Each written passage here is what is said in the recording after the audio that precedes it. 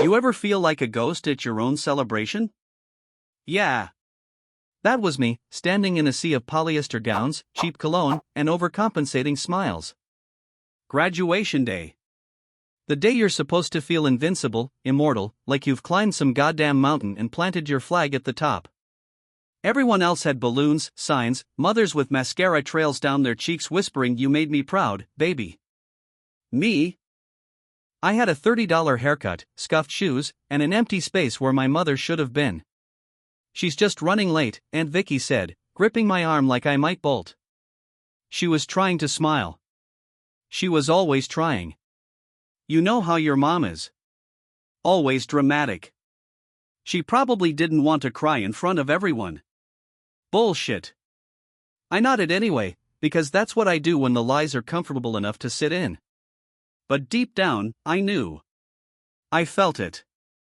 That cold, crawling certainty in my gut that she wasn't coming. Not because she couldn't. Not because something urgent came up. But because she didn't want to. The final nail came just after they called my name. Noah Carson Michaels. Cheers. Some claps. I scanned the crowd. And there she was, standing way in the back near the chain link fence, not in the seats. Not in heels. Not with a camera. In black. Sunglasses. Arms folded like she was waiting for an Uber, not her son. She turned her back before I could wave.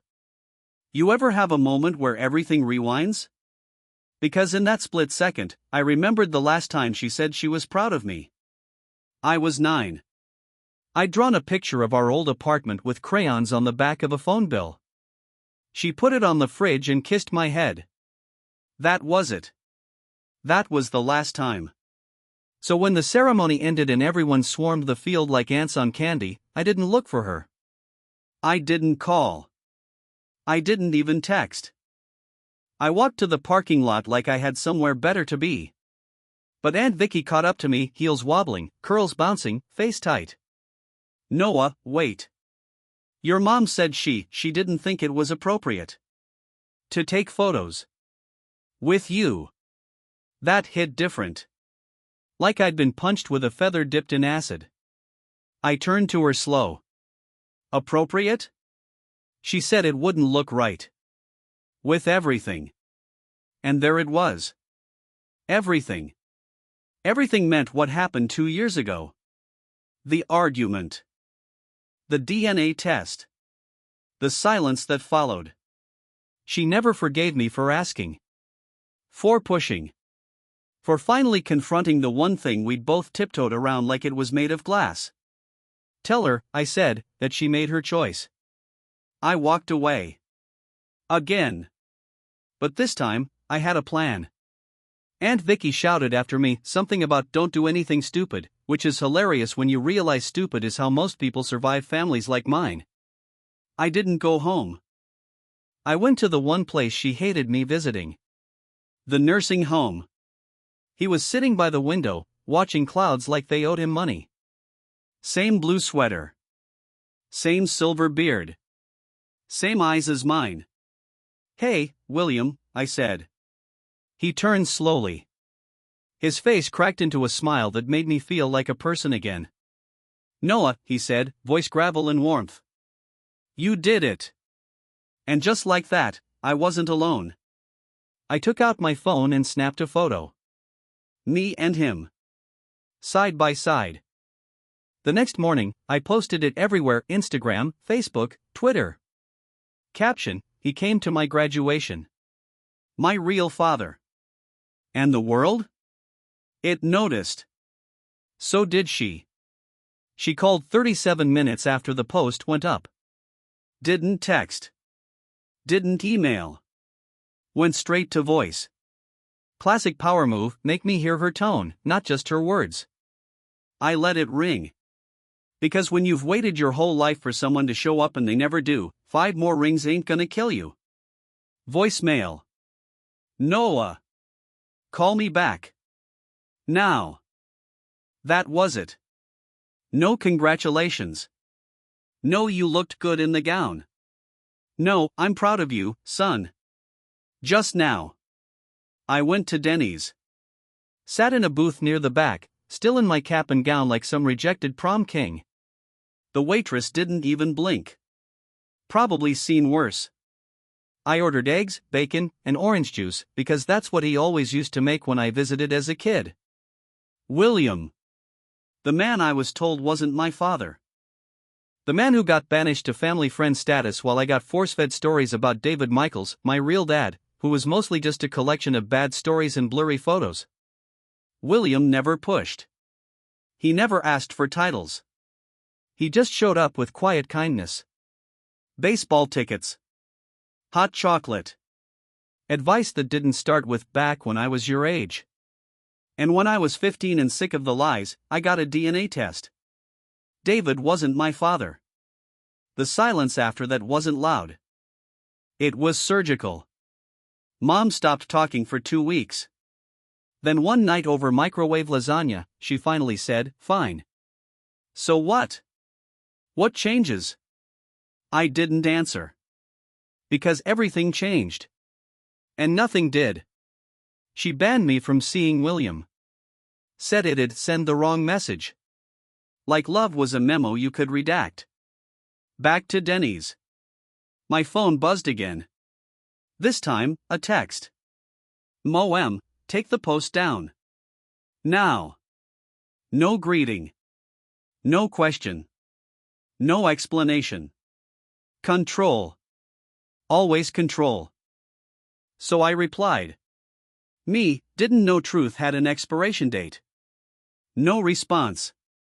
But the damage was done. The post had traction. Comments.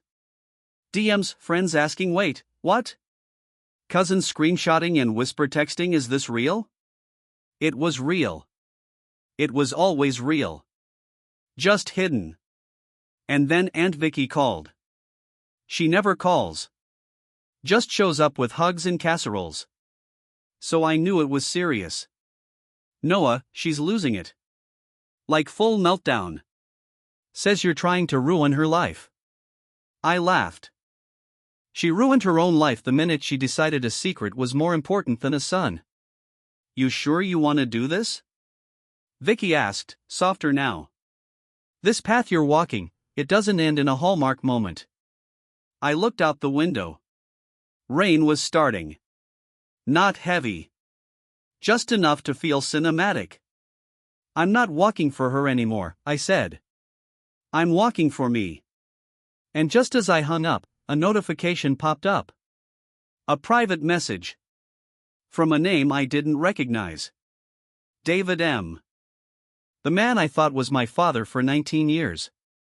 Message said, we need to talk. I stared at it for a while. Funny how one sentence can feel like a door creaking open, or a trap snapping shut. I met him at a dive bar. Not because I drink, because he does. Always has. The kind of guy who orders Jack at noon and calls it lunch. Place reeked of old beer and failed marriages. Felt appropriate. He was already 2 drinks in when I walked up. Noah, he said like it hurt. I didn't sit yet. Just stood there, letting the seconds stretch.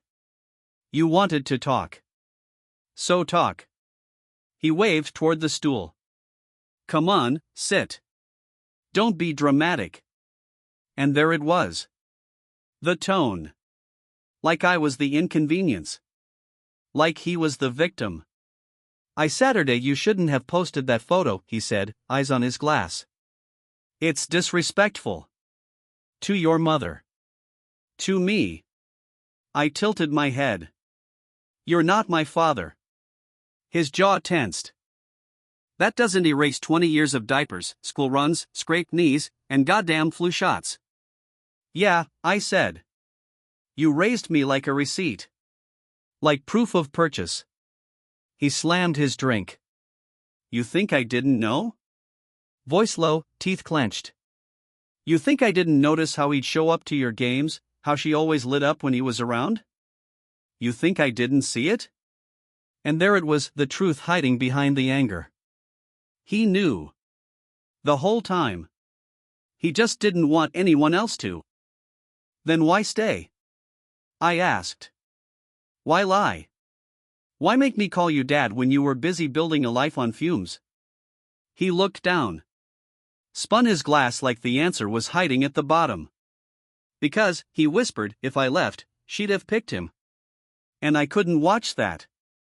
Silence. Bar noise behind us. Darts. Laughter. A blender whirring something red and meaningless. Is that why you hit her? I asked. He froze. Yeah. I said it. Because some truths come in whispers. And some in baseball bats. You think I forgot? I leaned in. 12 years old. She had that bruise. Said it was the cabinet door. Only cabinet in the house that bruises in the shape of knuckles. His eyes met mine. No denial. No apology. Just the flat stare of a man who gave up justifying himself years ago. You have no idea what it's like to live with betrayal every day, he said, voice low and bitter. You're right, I stood.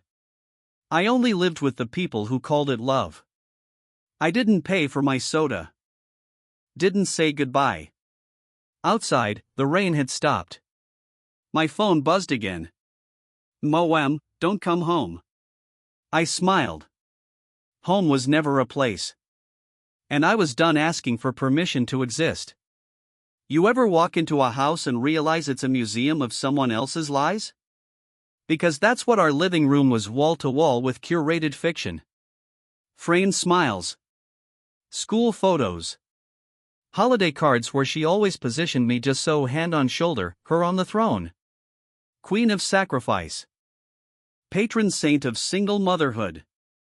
I used to believe those pictures. I used to see love. Now I just see lighting tricks and well-rehearsed angles. The day after the bar, I came back. Not to talk. Not to fight. Just to grab what was mine. Door was locked. Deadbolt too. I knocked once. Twice. She opened it with that stiff smile, like a hostess greeting a stranger who showed up too early. You're not welcome here, she said. Just here for my stuff. It's not your house. I didn't say it was. The air between us was thick. Like soup made of resentment. She stepped aside, not because she was being generous. Because she wanted to watch. Wanted to see what I'd take. What I'd leave. I moved fast. Bedroom first. Suitcase open. Shoes, shirts, the sweater William gave me last Christmas. Still smelled like pine and truth. You embarrassed me, she said from the doorway. I didn't look at her. Which part? Posting that picture. Making people ask questions. Turning this family into gossip. This family. Like it hadn't already been fractured. Like the cracks weren't already seismic. I zipped the suitcase. You lied for 20 years. Forgive me if I don't carry your shame too. I protected you. I laughed. Sharp. Uncontrolled. Protected me from what? Knowing the only man who ever showed up for me actually was my father? Protected me from love? Her mouth opened, some retort on the tip of her tongue, but nothing came out. Just that look. The one people wear when they realize the leash isn't connected anymore. You think this is revenge? I said, stepping past her. It's not. It's revelation. She followed me into the hall. He didn't want you. You think he did, but he didn't. He was a coward. He ran. I stopped. Turned. No, I said. You ran. You just did it while standing still. And I walked into the kitchen. The drawer was still there. Second from the left. The one she kept locked for years. Said it was just old paperwork. I picked the lock with a butter knife and an old trick William taught me. Click. Inside, one photo. Unframed. Folded once. a boy. Maybe 4. William holding him on his lap. Same smile I have. Same dimple on the left. Same eyes. Me. I turned it around. The back said in her handwriting, "Will, don't make this harder. He doesn't need to know." "Don't," she said behind me. But I wasn't listening. I snapped a picture. Texted it to William. "Me, you kept this. All these years?" 3 dots appeared. Then. William, every day. In my drawer. In my heart. Gut punch. My hands shook. Not with rage. Not even sadness. Just relief. The kind that comes when the life finally stops whispering. "I was trying to protect you," she said again. Quieter this time. I turned slowly. "Then why did it always feel like I had to earn your love with silence?" She flinched. "That's not fair." Neither was asking me to forget the man who held me when I cried after my first bike crash. She looked away. "You chose silence," I said. "I'm choosing truth." And with that, I walked out. Into the sun. Into the noise. Into the world that suddenly felt mine. The photo? I posted it. With one line. "This is me. This is my father. And I'm not ashamed of either." The comments poured in. Love. Confusion. Even anger. But it didn't matter. Because the moment I told the truth, I stopped needing approval. The real twist? She called William that night. I know because he called me after. "She wants to talk," he said. "She says she made a mistake." I leaned back in my chair. Stared at the ceiling.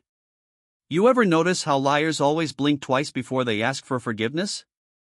He chuckled. "Should I meet with her?" he asked. I took a beat. "No," I said. "Let her sit in it. Let her live in the quiet she gave me for 20 years. You see, this story isn't about punishment. It's about reckoning. And we're just getting started." They say grief comes in waves, but they never tell you what to do when the person you're mourning is still alive and standing in the hallway pretending they're the victim. She showed up at William's nursing home 2 days after the photo dropped. No call. No warning. Just walked in with a pan of lemon bars like this was a sitcom and she was the quirky neighbor trying to make amends through carbs. I was already there. We were playing gin rummy. William cheats. Badly. And I let him. She paused when she saw me. Her hand twitched, like she forgot I'd be there. Like this wasn't his home now, his life, his peace. "I didn't come for drama," she said. "Then why'd you bring your best fake smile?" William leaned back, arms crossed, amused as hell. The man was wearing slippers and still looked more in control than she ever did in heels. "I came to apologize," she said carefully. "To you. To both of you." I didn't say anything. Neither did William. She shifted her weight. The silence made her itch. I made mistakes. Mistakes are locking your keys in the car," I said. "You made a life out of denial." William stayed quiet. But I saw it in his eyes, he wasn't here for her redemption arc. He was here because I was. And that gave me more strength than any apology ever could. She sat down. Didn't ask. Just pulled the chair across from me like she was still part of the game. "Do you know how scared I was?" she whispered. "To be a single mother? To tell the truth and have no one choose us?" "You mean you?" I said. "No one would choose you. Don't make it about me now." She looked like she'd been slapped. But I didn't flinch. Because the part of me that used to shrink when she got that look? That part was dead. Buried under 20 years of being her emotional hostage. "You erased him," I said, nodding to William. "And you turned David into some second-rate martyr." He was the only one willing to stay. No, William said finally, calm and low. He was the only one you'd let stay. That hung in the air like gun smoke. She didn't deny it. Didn't cry either. Which, honestly, surprised me. I was ready for tears. Ready for the whole waterworks routine. But instead, she just looked small. And that's when I realized something. She wasn't the villain I'd always thought. She was the coward. The girl who was too scared to be alone. Too scared to choose love if it came with uncertainty. So she stuck with the man who fit the frame even if he didn't fit the heart. She reached into her purse. Pulled out a manila envelope. Pictures, she said. Letters. Things I hid. From both of you. I stared at it. Didn't take it. William did. She stood, took a deep breath like it hurt. I know I can't fix what I did. I want to be part of your life again, Noah. In any way you'll let me. I didn't look up. Part of my life? I repeated. You weren't even in the graduation photo. Her knees buckled slightly. That line landed. Good. You want a place in my life? I said, finally meeting her eyes. Start by sitting in the audience. Not on the stage. She nodded slowly. And left. William waited until the door clicked shut before sliding the envelope toward me. You gonna open it? Later, I said. Right now, I just want to beat you without letting you cheat. He laughed. No chance. But my hand shook when I touched that envelope. Because whatever was inside? It wasn't just answers. It was proof that she could have told the truth all along. And didn't. It weighed nothing. But it felt like a bomb. That manila envelope sat on my desk for 3 days. Untouched. Like some cursed artifact you don't open unless you're ready for the room to catch fire. I cleaned the kitchen twice. Did laundry I didn't need to. Even alphabetized the damn spice rack, anything to avoid peeling back the paper on 2 decades of silence. But on the 4th night, I poured a glass of whiskey, locked my door, and slit the envelope open with the dull edge of my college ID. Inside, 10 photographs, 4 letters, and 1 baby sock. Blue. Faded. Still smelled like dust and regret. The first photo was of William holding me as a newborn. Not in a hospital. In a living room. That same brown couch she sold when I was 11 because it didn't fit the new aesthetic. Now I knew what it didn't fit was the story she'd rewritten. He was smiling. Really smiling. The kind where your whole face forgets how to lie. I wasn't even crying in the picture. Just looking up at him like I knew. Letter 1, dated 2002. Will, I can't do this. I can't fight every day for something the world won't understand. He's yours, yes. But I need someone who can be present, not just perfect in theory. I need safety. I'm sorry. No signature. Just that awful, familiar cursive. Letter 2, shorter. Harsher. 2005, stop sending gifts. David found the train set and thought it was his. I lied.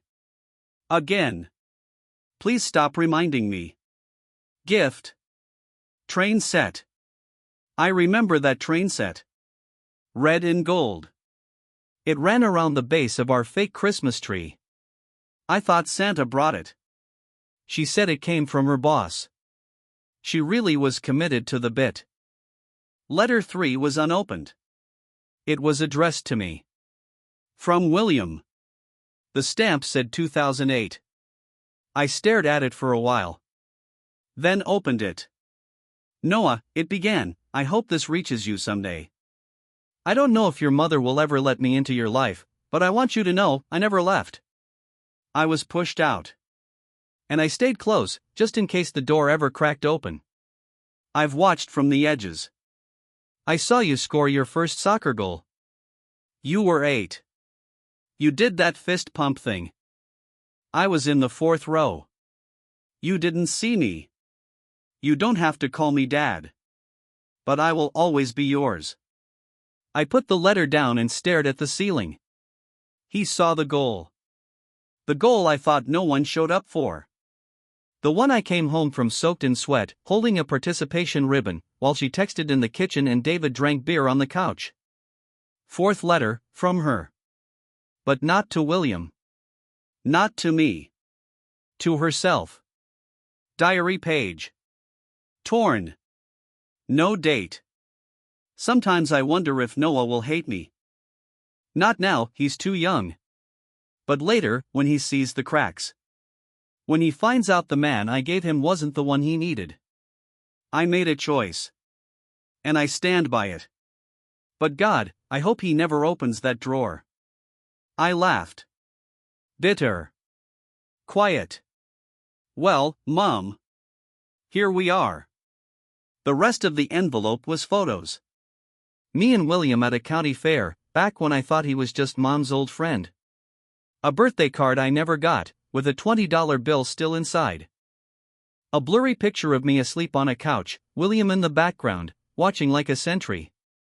That last one broke me. Because he never stopped watching. She just stopped letting me see. The final item was the baby sock. I held it up. No label. No memory. Just the kind of thing you keep when you want to forget but can't quite let go. There's a moment after you learn the truth where everything feels still. Not peaceful, just still. Like a sniper's breath before the shot. That's where I sat. And then my phone lit up. A new message. Julia, hey, are you really my brother? Julia. David's daughter. My sister. Or not. I stared at her name. The truth doesn't just ripple. It fractures. It spreads. It makes new victims out of people who didn't ask for the fallout. I took a breath. Typed one word back. Me, probably not. And hit send. Because if this whole thing was going nuclear, I wasn't going to be the one hiding behind sandbags. I was done surviving their story. It was time to write my own.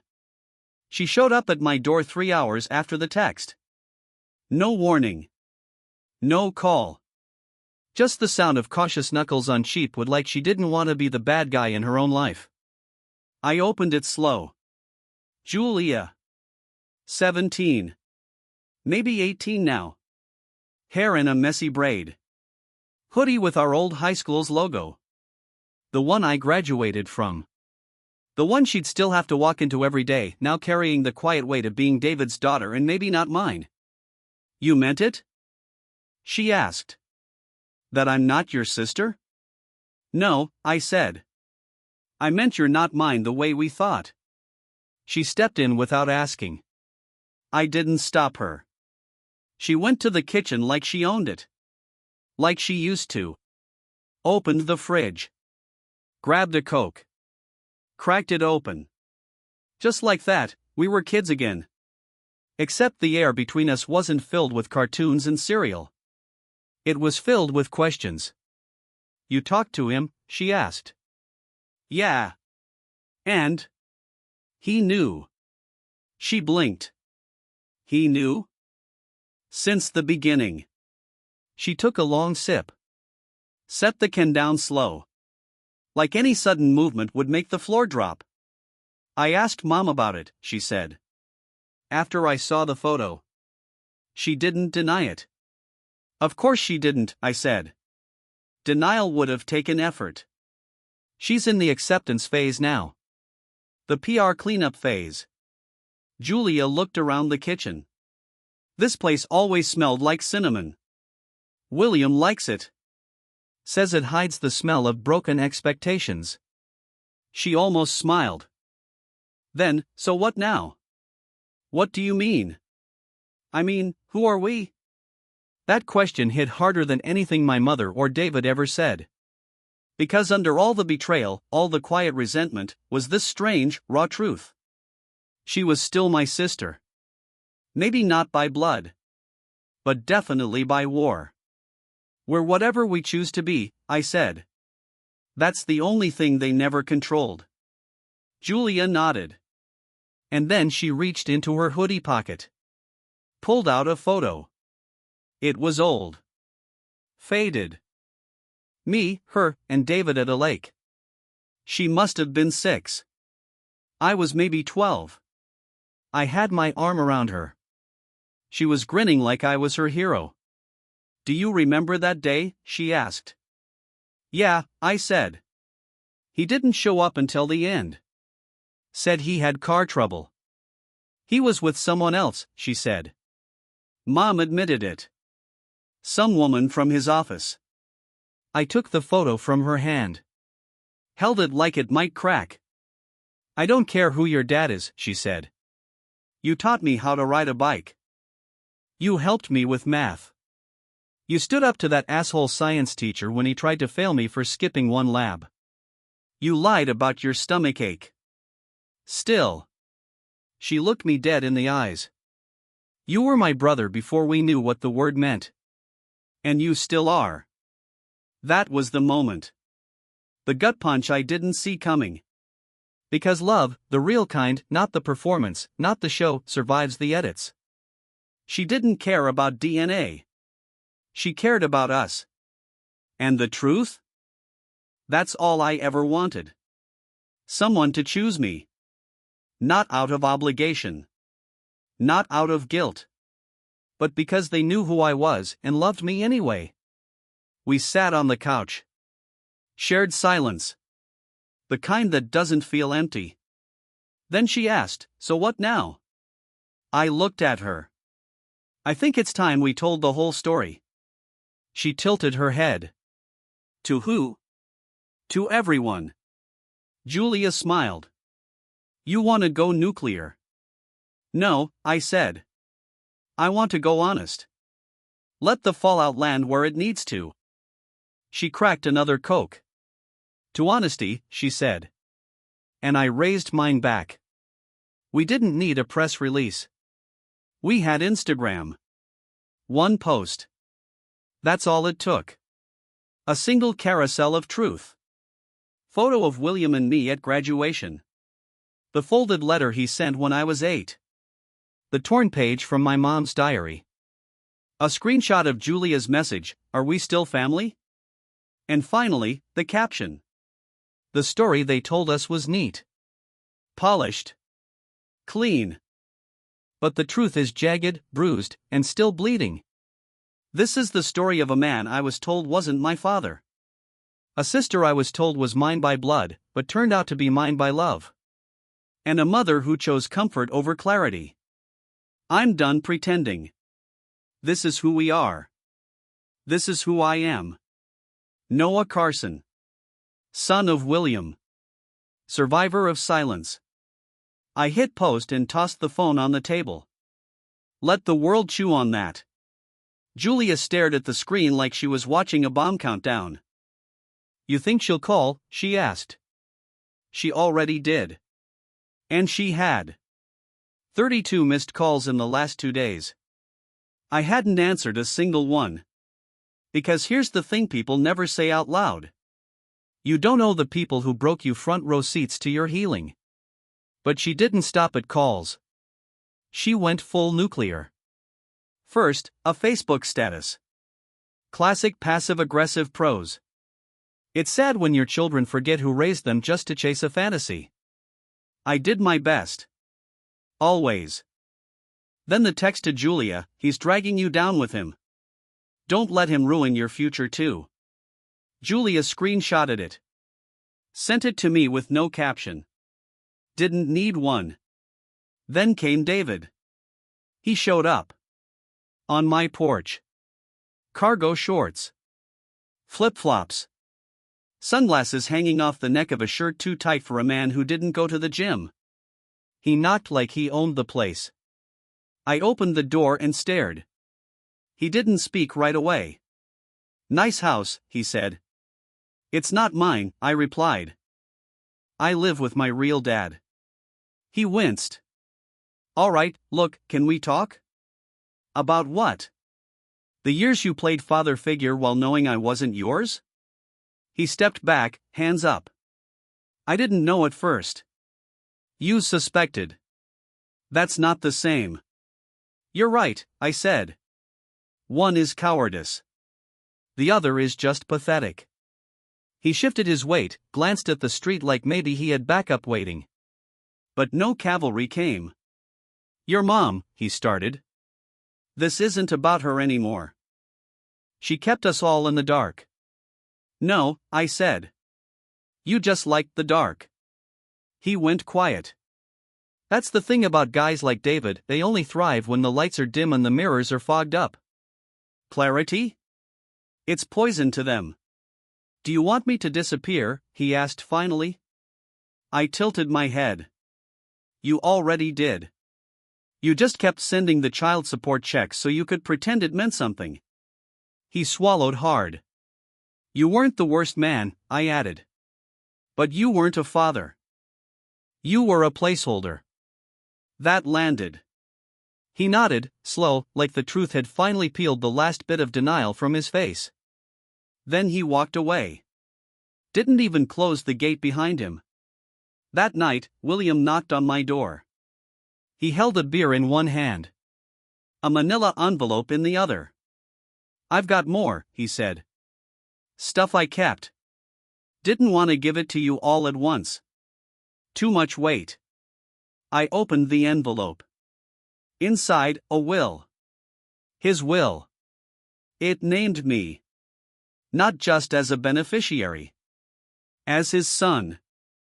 I stared at the signature. You're not dying, are you? He chuckled. Eventually. But not tonight. We sat on the porch, drinking in silence. Until William said, You sure about blowing it all up like this? I turned to him. We didn't blow anything up.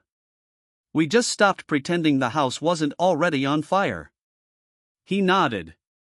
Fair. And under that summer sky, where lies used to live and secrets used to sleep, I finally felt what peace actually is.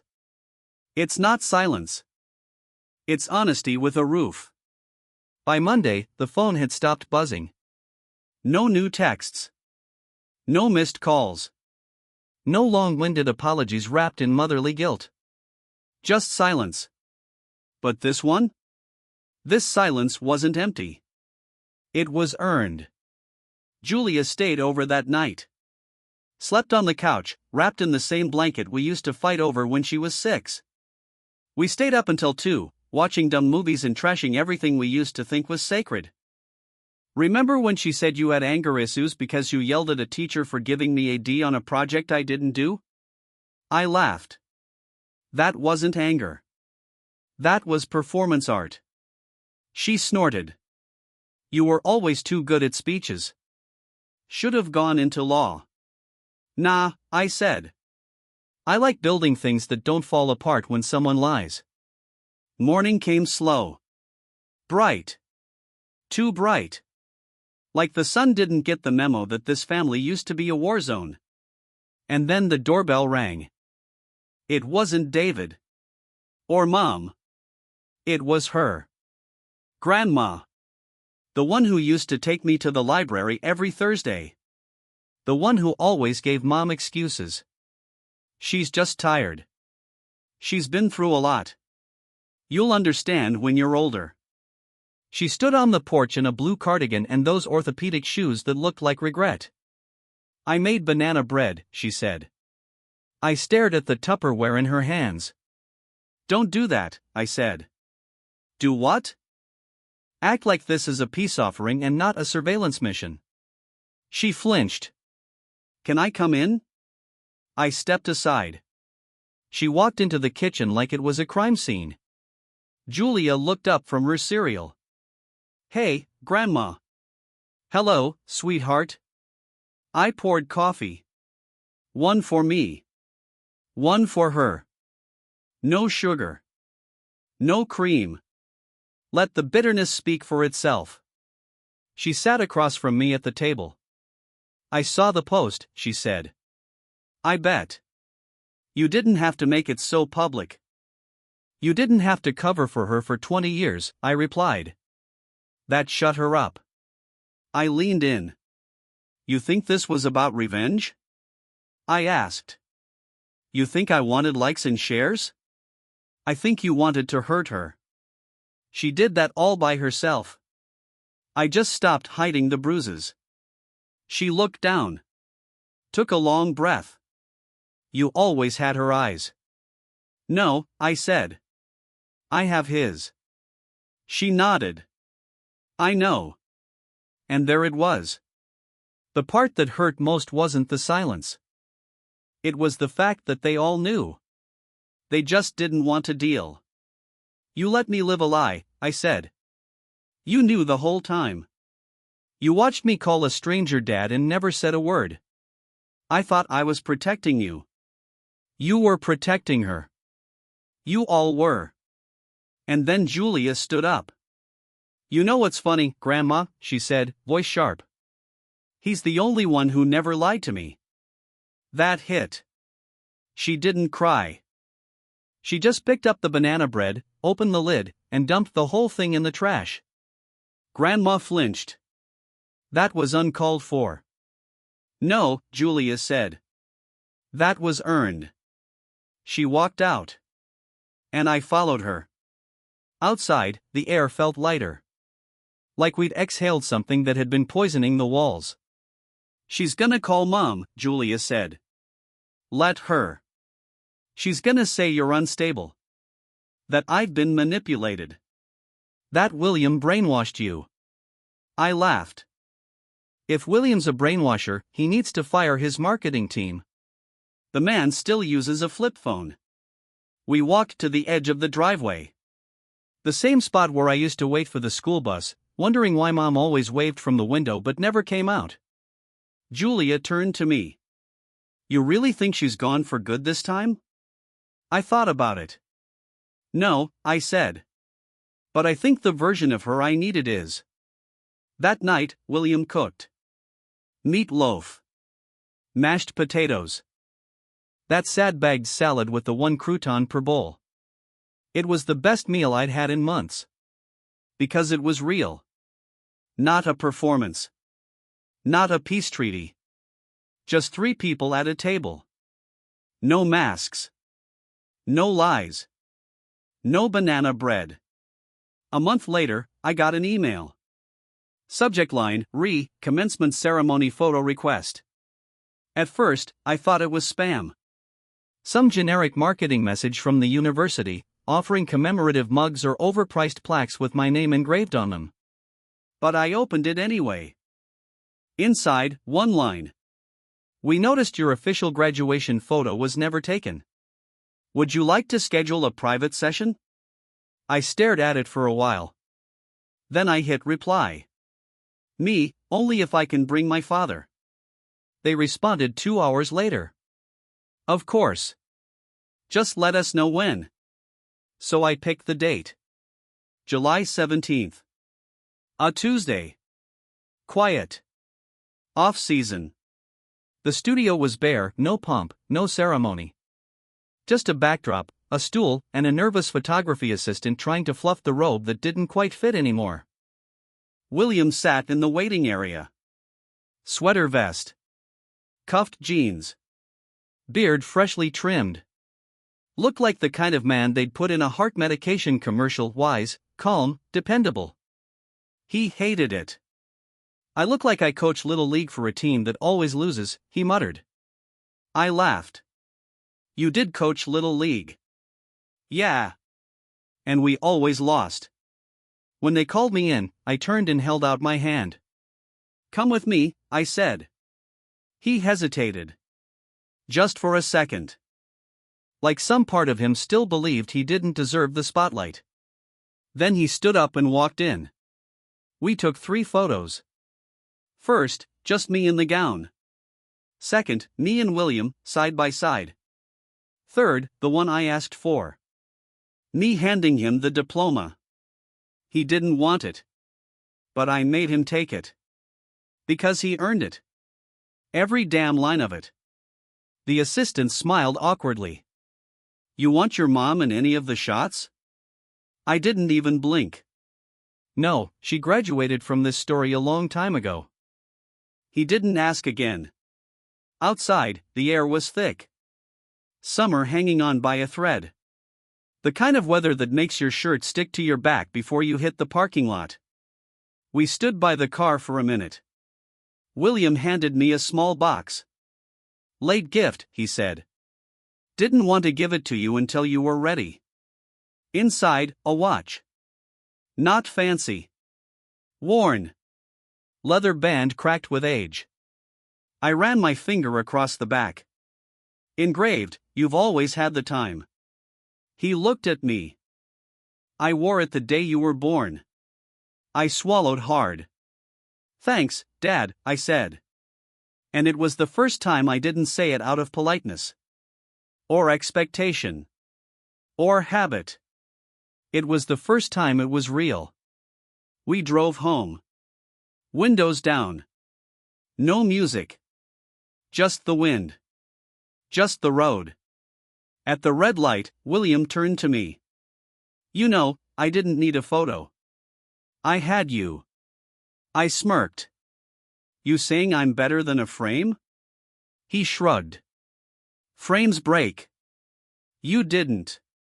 And there it was. The real graduation. Not the walk across a stage. Not the tassel flip. Not even the stupid hat. The real graduation was this. Letting go of the people who needed me small. And choosing the ones who saw me whole. I don't know what happens next. Maybe she calls again. Maybe she writes a letter. Maybe she shows up at Christmas with tears and a story about being misunderstood. And maybe I won't answer the door. Because I already chose my family. And this time? I chose right.